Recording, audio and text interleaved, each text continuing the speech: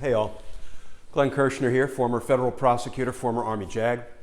I want to take a few minutes today to try to connect some of the dots regarding a story that we've heard a lot about in recent days. And that is Donald Trump's very first use of the Defense Production Act.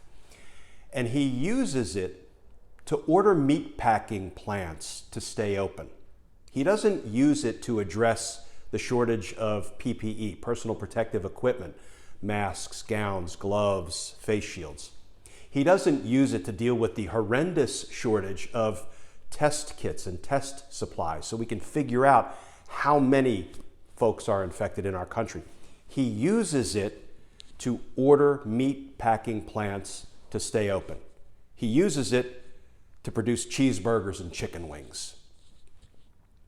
I want to talk about who suffers and who benefits as a result of Donald Trump's one and thus far only use of the Defense Production Act.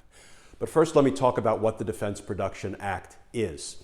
In essence, it's a power that the president has that enables him to take control of a certain part of the manufacturing base in our country in a time of a national crisis. So, for example, if we were at war with another country and it was decided that we needed a whole bunch of armored vehicles produced very quickly, using the Defense Production Act, the president could order, Ford, General Motors, car manufacturers to stop producing the cars that they ordinarily produce and start cranking out armored vehicles for use in our national defense effort.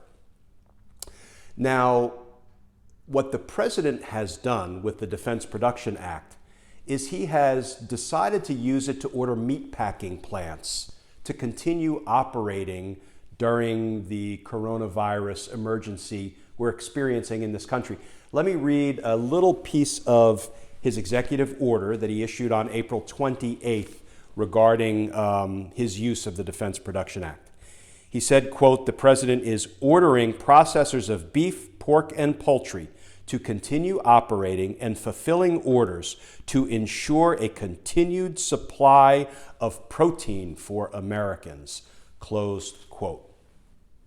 Cheeseburgers and chicken wings. Now, who is it that suffers as a result of the president ordering meatpacking plants to stay open?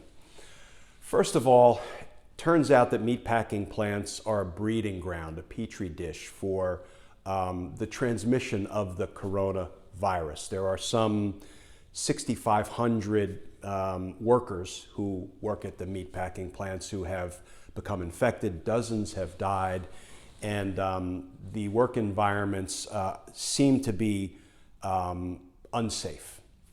So who actually suffers? The workers suffer, right? Because the workers are forced to go back, work in these unsafe conditions, and work with our country's food supply. And who are the workers at our country's meatpacking plants? Are they the top 1% of the earners in the country? They're the people who are probably struggling to make ends meet, perhaps working more than one job. Are they disproportionately people of color? Are they immigrants? And are these the kind of people that Donald Trump views as expendable? Yeah, let them eat cake or let them go in and produce bacon. How about that? They suffer. Their families suffer because they don't leave the virus at work. They bring it home with them, potentially infecting their parents, their grandparents, their spouses, their partners, their children, their neighbors, their community. So the workers suffer, their families suffer.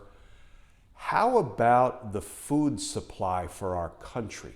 Does it make sense to take workers who are already infected, force them to return to work, and continue to work on our nation's food supply, beef, pork, poultry? Think about where this virus started. The reliable reporting, and indeed the intelligence community's assessment, is that the coronavirus started in China in these wet markets, these markets where they sell, exotic wild meats, and they're not entirely sanitary, these markets, and It seems that that's where this virus started before it spread to the United States. Now, in a very real sense, the virus started in China's food supply. Does it make any sense to have infected workers come into our meatpacking plants and work on America's food supply? So the suffering here as a result of what the president is ordering is wide-ranging. In fact, it's incalculable. Who benefits from this Defense Production Act pronouncement that the meatpacking plants must stay open? Well, first of all, the executives of the meatpacking industry, the Tysons, Purdue. So the executives benefit. Why? Because their operations keep chugging along, and hey, maybe they even tick their prices up a little bit to take advantage of our current circumstance. As if it couldn't get any worse, Donald Trump has also suggested that by issuing his proclamation that meatpacking plants will remain open and operational, the industry executives will have no liability. They'll be sheltered from liability, civil liability, criminal liability, if their workers become sick, if their workers die, because the president has ordered it. So the executives are protected in the president's estimation.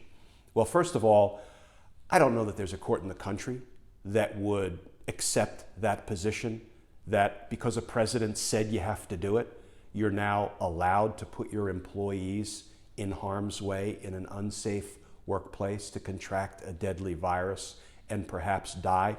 We'll leave that topic for another video. But I think Donald Trump might be giving the executives a little false sense of security there, but be that as it may, what it does is it tells you everything about Donald Trump's priorities, doesn't it?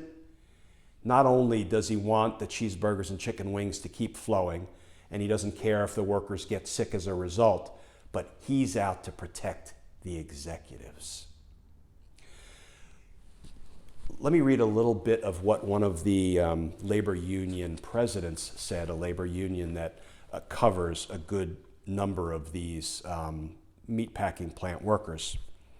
He said, quote, "We only wish the administration, the Trump administration, cared as much about the lives of working people as it does about meat," close quote. Who else stands to benefit beside the meatpacking industry executives? Well, come re-election campaign time, who will the meat industry executives be donating to? Whose campaign coffers will they fill? Will they feel like, hey, President Trump, you took care of us in our time of need. Not only did you allow us to keep our profits flowing, even at the expense of the health of our workers, but you even tried to shield us from liability. Let us give you a little something to fill your campaign coffers. We know who suffers. We know who benefits. We know why Donald Trump does what he does. I don't know about you all, but I am off to have a salad. Please stay safe. Please stay coronavirus free. Please keep an eye on everything Trump and his administration does. And I look forward to talking with you all again soon.